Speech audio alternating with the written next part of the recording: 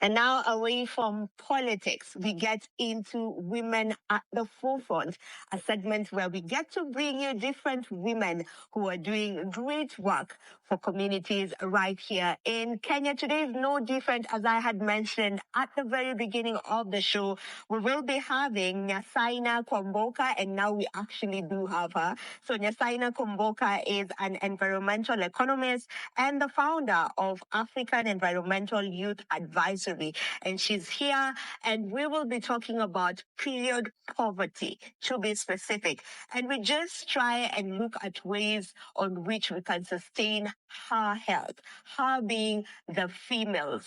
You know, how are we able to sustain the girls' health?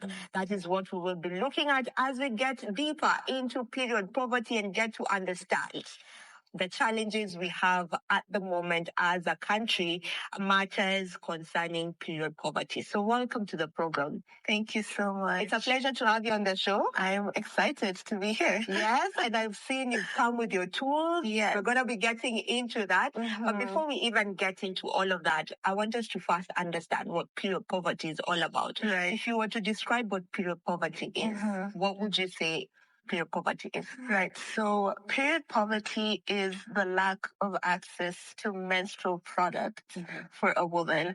Menstruation is something that happens on average every single month, right? And not having access to these essential goods leads to a cascading of problems for a lot of young women and women as well. Yeah. And so period poverty essentially arises from, number one, the lack of products, but also the lack of proper sanitation methods in terms of taking care of these products after they have been used. So it's not just about the sanitary towel. It goes deeper into the sanitation bit of it as well. Are you able to afford or have the sanitary towels? Are you able to be do you have water? You know, because during that period you need to be clean and whatnot. Yeah. So the water comes in. Do you know how well to dispose this thing? So that's generally puts together what we're talking about today, not just the products themselves. Exactly. So I would want to know how or when exactly did you get involved or did you become aware of the period poverty? Right. So I became aware of period poverty when I was younger in school. We would hear about, guys, please give some money so that we can go take pads to girls in remote areas. But back then, I really didn't understand the value of this type of work. Yeah. Later on, when I started working with the African Environmental Youth Advisory, I came across this wonderful lady. Her name was Kiarie. She traveled to Laikipia and spent about 3 days with a lot of young women in a village called Koja. And they had to walk miles to go and fetch water from a seasonal river. It's called a laga. But when she got there, she was like, oh no, the water is not just running above. You have to dig to get that water. And on top of that, they had to wait for the wild animals to drink water before they could get the water. And this is happening in our country right now. Later on, they started having a conversation on periods, etc. And she got into contact with the teachers at the school who would actually say, no, a lot of our girls have to skip out on school because they don't have period products. And it was really disheartening because as she continued doing this investigation, she found out that the girls would actually sell their bodies to Buddha men just so that they could buy a pad. Something that's thrown away. Yeah. And that in itself is a problem. A young girl shouldn't have to sell her body just because she doesn't have access or doesn't have the money to buy a pad. So that's where I kind of started my, how would I say this, the action towards ending this problem. It's quite unfortunate that in this day and age, I mean, we're in the year 2025. Yes. Some of these things should not be coming up. The fact that we have young girls who do not have access to sanitary towels at all, to the point where now they need to even sell their bodies in order to afford it. I mean, one sanitary pack is, I think, between 60 shillings and or 55, 55 shillings to around 120 shillings for an pack, an 8 pads pack, and to think that there are girls who are not able to get this because let's face it, to be able to afford that every single month, for some families, it is next to impossible. So just how bad is the situation and how widespread is it? Right. So this problem is actually something that's not only happening in Kenya, it's happening all across Africa. And so this creates a reason to actually provide a scalable and sustainable solution. But how widespread is the problem? And I'll add on to that, what impact are people trying to make? So I later on came across this wonderful lady. Her name is Halima Alinoor, and she has worked with a lot of people in Marsabit and in Turkana as well on the same specific issue. The first drive that they did, they took these the disposable pads. And when they took them to the girls, of course, the girls were really happy, very excited. But later on, when they went to collect data, they found out that majority of the pads were just thrown all over the town because they didn't have adequate waste management systems, right? And that obviously you're coming in to solve a problem and adding on to another problem, right? And then they were like, okay, so we'll try and do the reusable pads. Now, these reusable pads, usually it's just cloth where you have to clean it and wash it after you've bled onto it. And they took the reusable pads to these girls in the high school. And first of all, this was in a water scarce region. Yeah. You need a whole bucket of water to properly clean that pad, right? Again, not everyone has access to a tap in the house that they can open and waste this water. So when they went back, the ladies were like, we actually don't want this. Just give us the pads. We would rather not have to walk so far to go fetch water. And some of them just threw it. They're like, I'm not dealing with that.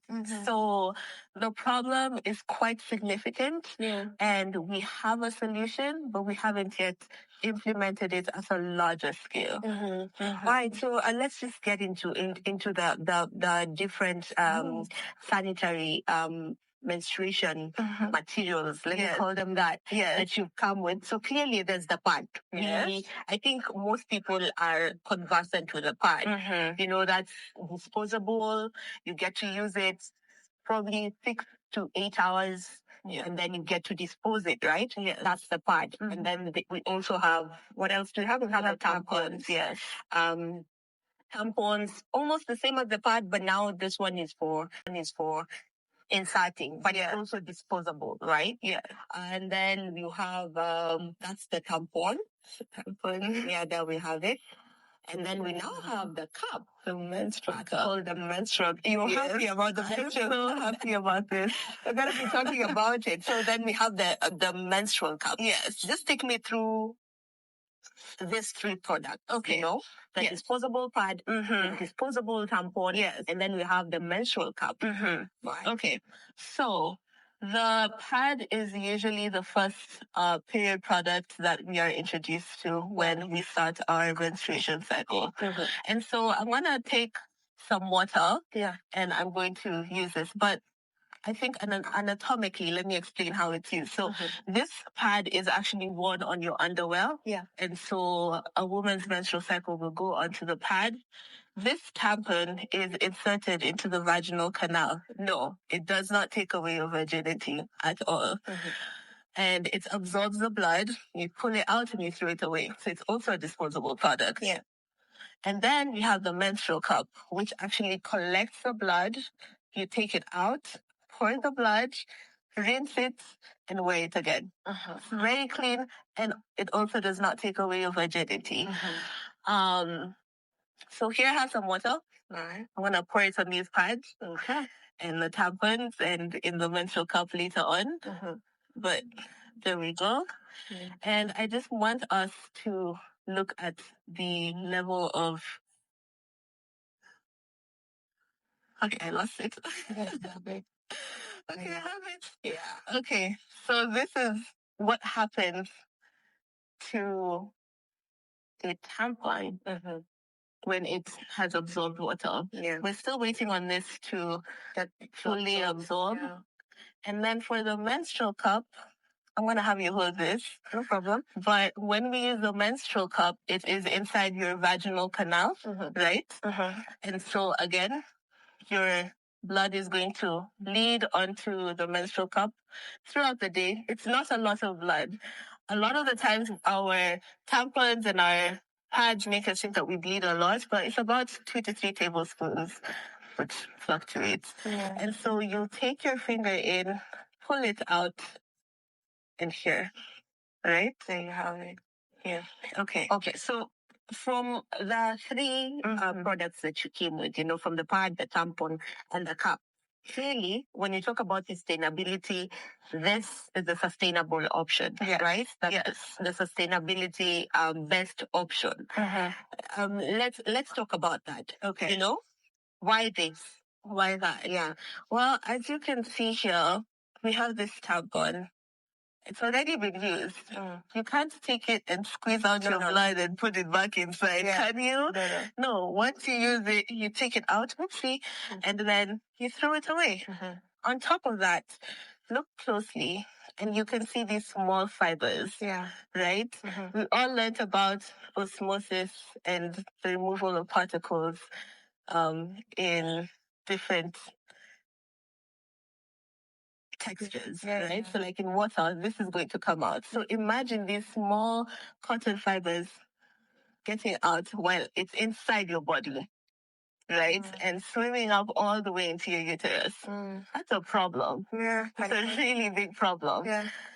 And this is also not sustainable because it could take up to 800 years for this thing to fully decompose. I think 500 years, not 800 years. Sorry about that. So it's not good for the environment. It's not good for the environment, right? Here we have the pad. Yeah. Okay. So the pad has kind of absorbed everything. If you can feel it's a little bit squishy. Yeah, it is. But this was water that we put in, right? I'll show you the reason why it's squishy. Oops. Oh, that was a little bit messy. But can you see this? Yeah. This, over time, because women wear pads for about 6 to 8 hours. 6 to 8 hours, maybe 4 hours, right? This is what is inside the pads. And a lot of the time, now I know I've just ripped it for this practical, but a lot of the time, this material, these crystals will leak onto the pad, right? But this doesn't usually rip when you have it on. It doesn't usually rip, but at the same time, it will come out through the top. Okay. Right? Yeah. And maybe it's not going to be all of this that's coming out, but some of it will definitely come out. And that's what causes a lot of irritation. Now, there's no TMI when you're talking about periods, but a lot of women who have worn pads will say that, oh, I had like a yeast infection, or I started itching myself because of something, because I was wearing my pad, but it's actually not your blood. It's these chemicals. Now, you can imagine you using this for 6 to 8 hours. Can you wash it and then use it again? No, you can't. You roll it up and you throw it away. This has plastic. It has a lot of chemicals. Some of them have cotton. And it takes about 800 years for it to decompose in the environment, right? We've seen our waste fields. They're not adequately equipped to have products that stay there forever. And so it leads to a cascading effect of problems. But the menstrual cup, which you have right there, okay, but this menstrual cup right here, it's just, this is all that you use for your entire cycle for at least 5 years. This is what it can be reused for 5 years. This is reusable. 1 cup. Yes, because right after your period, because personally I'll wear mine for 12 hours, right after my period, I'll take it out, pour it into the toilet, not into the sink. And then after that, I'll rinse it with water, cold water, and then I'll fold it again and put it right back inside. All right, let's talk about that. Let's talk about the cup, because I know there's some big conversations around it. Some I don't know if it's misconception or the reality. Even when you talk about the disposable cups, clearly it's more sustainable for the environment.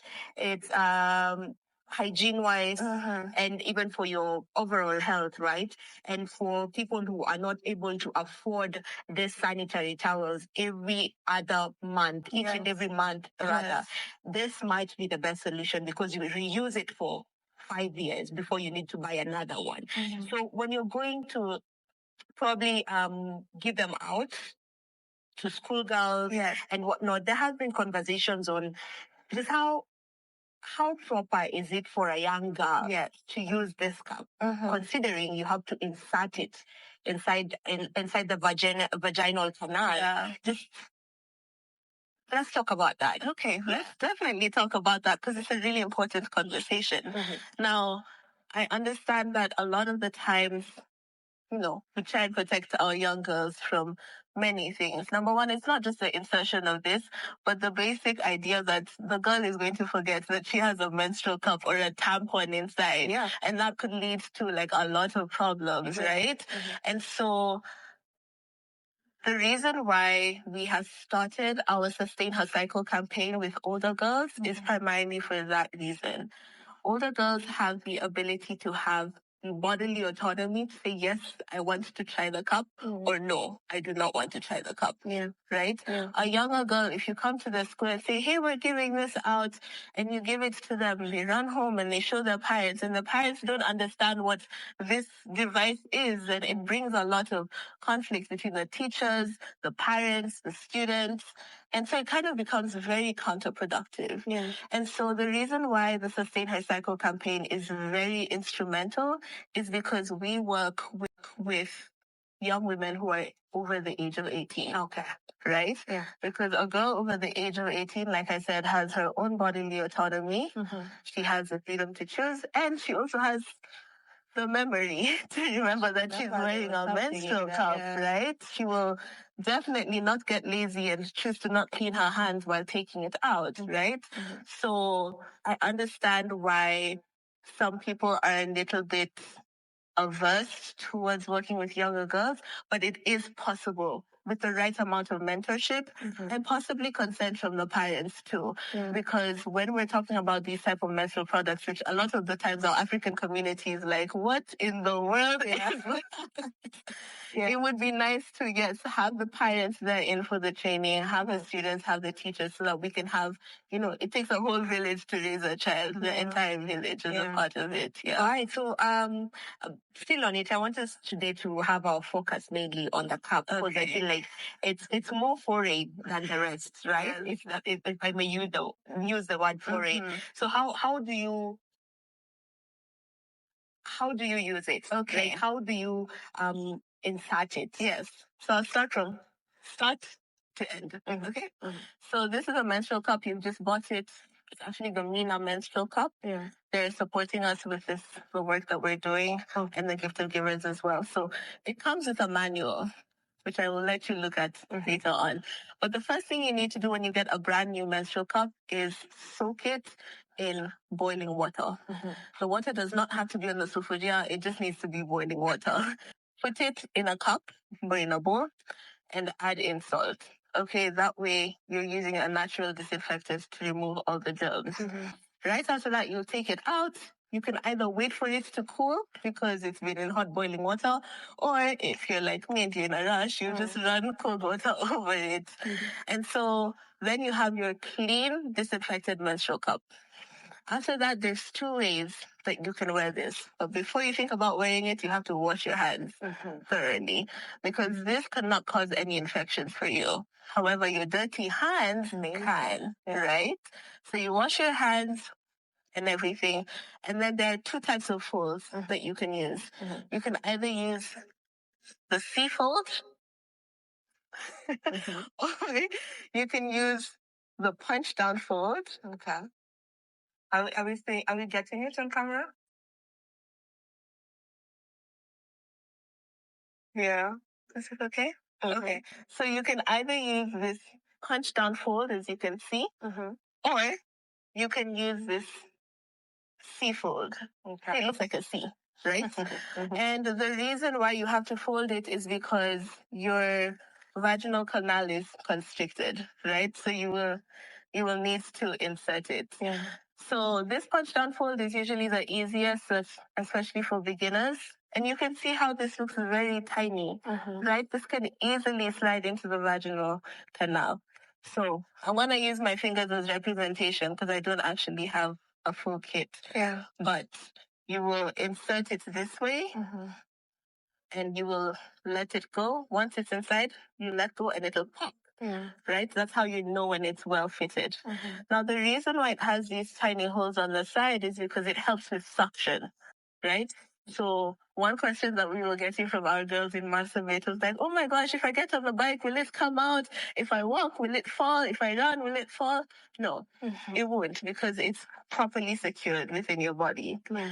Now, once it's in your body, now unaanza kunyesha, you're bleeding, right? I want to use this water. Throughout the day, it doesn't happen this quickly, guys. Yeah, it drops. Yeah. So once you've bled, you can finally now take in your finger. This is like now at 7 p.m. at night. Take in your finger, press on it, and you pull it out. Take it out. So you've been able to see this. Has it leaked? No, it hasn't leaked. So of course sometimes there might be a dribble or so, but this is the best option. That's how it works. Yeah. Have I answered your question? You have answered that question, and you've actually also answered the other question that I believe one of us had mentioned before we started the show. On just how is it able to remain in there? Would it, spill or something? But you've actually gotten to answer that. Yeah. So do you feel like this is the future when it comes to menstruation? This is the future when it comes to period poverty. And this was actually invented in 1932. It was invented a long time ago. It's been there. It's just because, capitalism would need you to not purchase one product and never have to use it again or go to the store and buy another product again, right? But the reason why this is the future for specifically period poverty is because our girls in rural communities, they don't need us to expect them to purchase something that they need to survive. They don't need us to expect them to purchase something just so that they can go to school, right? They deserve that dignity and that autonomy to just say, hey, I have my menstrual cup, I have my menstrual product, and I don't have to skip out on an exam simply because I'm bleeding. And we can talk about like the different methods that a lot of girls have to use to... Yeah, actually, let's get into that. Yeah. What are some alternatives that you've gotten to, as you interact with the girls, right? Specifically, you work with girls in marginalized areas, right? So what are some of the alternatives that you've gotten to hear them mention that they use, during their periods? Right. So number one, of course, a lot of the girls, they'll just try the hardest to get that at least 100 shillings to buy one packet of pads. Other girls would go out to the field and then they'll sit on the soil. Yani mchanga. They sit on the soil and bleed into the ground. Now that means they stay isolated. Yes. Every time they have their periods because they need to go sit somewhere in the field. Oh, that's really sad. And it's sad, but it's also inhumane. Yeah. Especially when you know that this is happening and we let it happen. It's a huge problem. It says a lot about us as a society, right? So those are the different options that I've heard. Sometimes people will just take a data, and then a data is like those long dresses. They'll rip it, and then they'll wear that on their underwear. But I'm sure there's so many other quote-unquote innovative ways that girls try and use just so that they don't have to suffer because of their menstrual cycle. Yeah. How would you say culture has contributed to the period poverty? Yes. Now that we're specifically talking about culture, I want us to first dive into FGM. Yeah. Because FGM, female genital mutilation, is a really huge human right issue that is happening in our country. All right, I have to cut you short a bit. Okay. Let's take a break and then we'll come back and continue with the conversation. Let's take a break. Don't you go too far.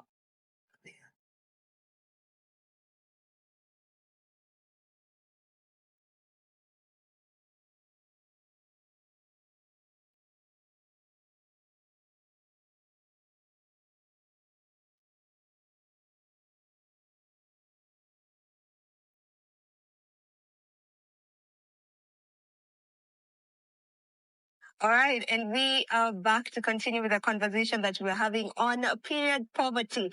And you can be part and parcel of this conversation. We have a WhatsApp number. The number is 0716 103 301. 0716 103 301. You can send in a question, you can send in a remark, just talk to us. It's period poverty. If you've tried the cup, talk to us. Let us know if you've tried it and how it worked for you. Yeah. Now let's get back to what we were talking about. The question I had asked you is just how much culture has also influenced or contributed to period poverty. And you were talking about FGM. So carry on. Yes. So FGM, female genital mutilation, is a really huge problem that a lot of people, young women, face in our country and beyond as well. And there are 3 types of FGM. Actually, there are 5 types of FGM, but only 3 types can be allowed to use a menstrual cup. So the first, second, and third type of FGM, the first one involves cutting off a little bit of the clitoris. The second one involves cutting the entire clitoris. The third, I believe, has the labias that are also cut off, but nothing is impacted with the vaginal canal, which means that it's still okay for you to use a menstrual cup, right? But for the fourth and fifth type of FGM, you have to, these girls are usually taken off. They remove the labias and they remove the clitoris, and then they sew all the way down, leaving a very small hole for your menstruation and your urine as well, and discharge, etc., and giving birth. So it's a really huge problem when it comes to trying to solve that specific issue. However, those girls do matter, right? The girls who've gone through FGM, they do matter, and they need support as well. And so we're still trying to figure out what options there would be for girls who face FGM 4 and 5 as well. But the reason why period poverty has really contributed to period poverty, or like our culture or norm of it, is the fact that we're selfish. We're just selfish, simply put. As humans, I think that we're selfish and we've just normalized it. We've normalized people in the northern region not having water. We've normalized people facing floods and not doing anything about it. It's painful, but our humanity has been taken away, right? I think another problem that we have is the policy, right? I had a look at the government policy on education and sanitary products for women. And I found out that they're working to provide pads, right, to girls. I think about girls get 9 pads per school year or something like that. Don't quote me on that. But 9 pads for 4 months. How far is that really going to take you? Right? For just one cycle. Exactly. And when you need to rely on something that's unreliable, then you are contributing to period poverty. If you're not creating effective solutions that are sustainable and provide autonomy to the people that you're giving the solutions to, then you're just a part of the problem as well. But then I also think that it's just a lack of awareness, which is why I'm really happy that you all invited me to be here with you, because many people don't know about the menstrual cup, right? So when I walked in, someone like, "Oh, I've seen it, but I haven't tried it, etc." But as more people start to learn about this, as our men start to learn about this, our women start to learn about this, and I think that we can get to the place that we need to be as a society. Yeah. Speaking about that, there's been conversation. I'm sure you've gotten to maybe interact with these conversations online mainly, whereby we had women or ladies who were talking about having free sanitary towels. Yeah. Specifically dispensers, sanitary dispensers in workplaces, at schools, in public facilities and whatnot. And those, even the comparison on why we have dispensers of condoms in public places and whatnot, but we cannot afford to have, dispensers with pads. And pads it's biological. This is something that happens to every single girl, in their teen years moving forward. So I think that's something that should be talked about more so that we can at least try and end this period poverty. Because most of us are privileged, so we don't really get to encounter some of the things that other girls have to go through for them to be able to just afford a pack of pads. That's 60 shillings, 100 shillings. Some of us are privileged, but if you get to hear of these stories, and I'll actually allow you to give us maybe a story or two that you've heard of, with the girls that you've gotten to interact with, mainly in the northern side of Kenya. I think it's time for us to make pads available, or just menstrual products available to every single girl. It needs to be very readily available to every girl. A girl in Nairobi, a girl in Marsabit, a girl somewhere in Taita Taveta, all over. Exactly. I think that's the conversation that we should be having now. Yes. Right? Yeah. We definitely have the human power to make it happen, right? It's just a matter of action, right? A lot of the times we forget about the things that don't directly affect us. Yeah. So, like you're saying, advocating to have pad dispensaries in workplaces, in schools, that's definitely okay. Yeah. Advocating to provide menstrual cups to girls who go through period poverty in rural communities, then yes, let us work on that. We just need to do it. We just need to act on it. Would you say we have stigma? Would you say there's stigma around menstruation? There's a lot of stigma. Number one, which we've continuously said, I said I was not going to say it, but it's not supposed to be a sanitary product. There's nothing dirty about your period blood. Oh, the word itself. The word itself is a problem. Yeah. It's just a menstrual product. Yeah. It's not for sanitation. And there's also stigma surrounding it as well, because, guys are like, oh, she's on her period, that's why she's so moody. Like, stop that. Just stop it, right? Even in schools, right? When a girl leaks on herself, then it becomes a really huge problem.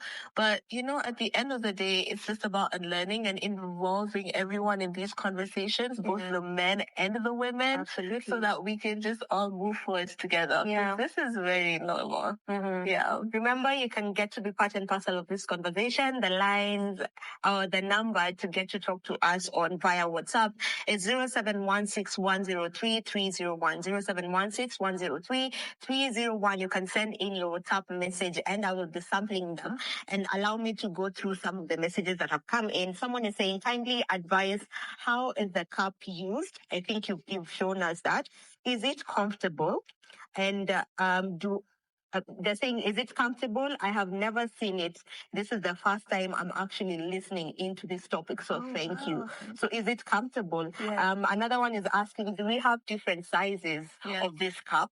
And then the other one is also asking on, how do you deal with stigma, mostly in the rural areas? Okay. All right, let's address that. Is it comfortable? Questions and you remind me the last one. But yes, it is very comfortable. I know it looks a little bit intimidating on the screen, but it's not. This is made of very soft medical grade silicone. So once you put it into your body, you cannot feel it. And this is a Mina menstrual cup. The reason why this, I've tried multiple menstrual cups, but this is the best menstrual cup that I've ever worn. It's made in South Africa.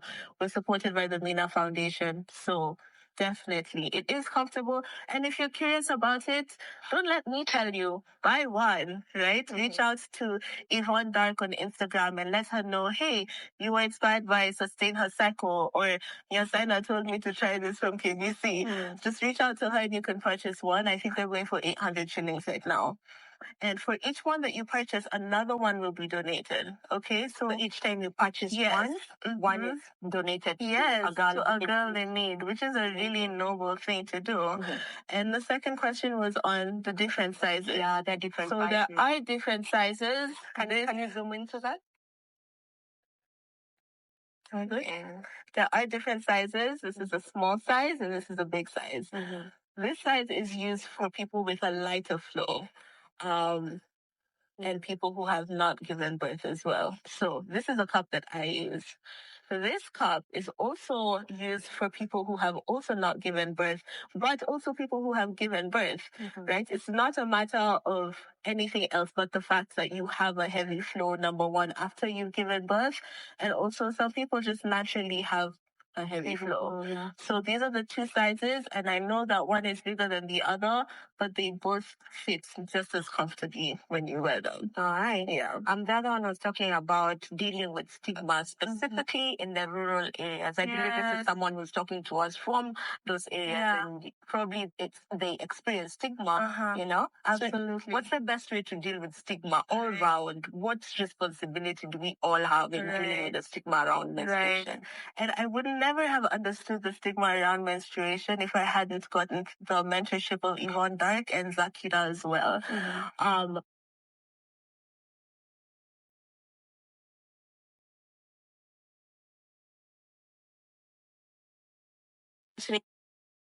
The way to go, but it's new to them, so they don't know where to start. Someone else is saying, lack of information, education, and awareness. And most young ladies are unprepared for their periods. Actually, do you think that's the case? Do you feel like most young ladies are unprepared for their periods? Are they not informed enough about their menstruation before they get to the menstruation state? Yes. So someone had to teach you how to walk. Someone had to teach you how to talk. But some people don't get taught how to manage their periods. We have birthwives who teach you how to give birth, but sometimes you're not taught how to deal with your period, and you're only 12 years old, 9 years old, 13, 16. And so definitely, I do agree with that. I was fortunate to go to a school, Makini School, where we would have talks, like our teachers would sit us all down in a room and talk to us about periods and how to use your products, etc. But a lot of girls don't get that talk from their parents, their mothers, or their schools. Yeah. So definitely something within the education system, something within the village needs to change.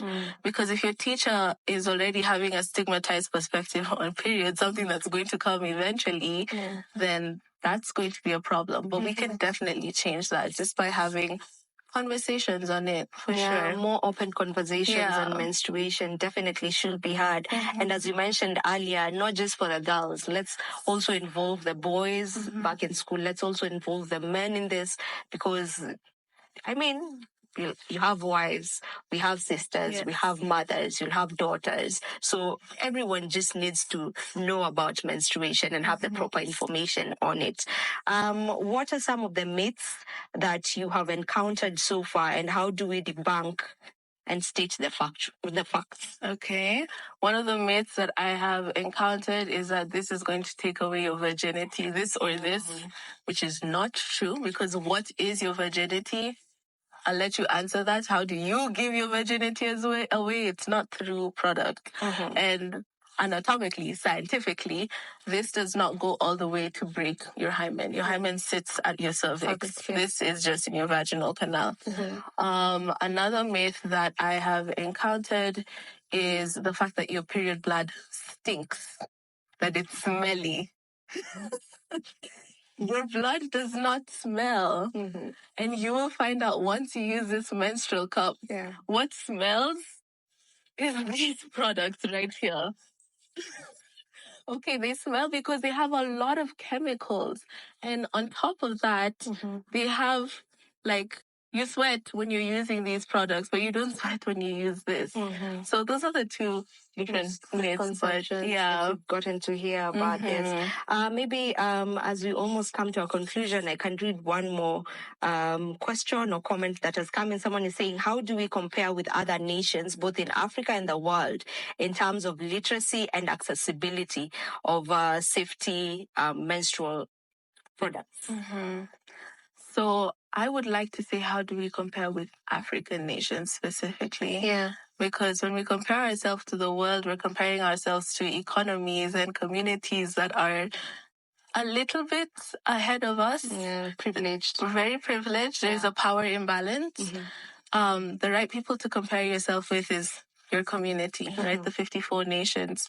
South Africa, where the MENA Foundation is located and where it began, they're doing a lot of really good work in those communities. I think they're also working in Zambia, in Kenya, and in a couple of other communities with all types of women, urban women, rural women, women with disabilities, refugees, literally everyone.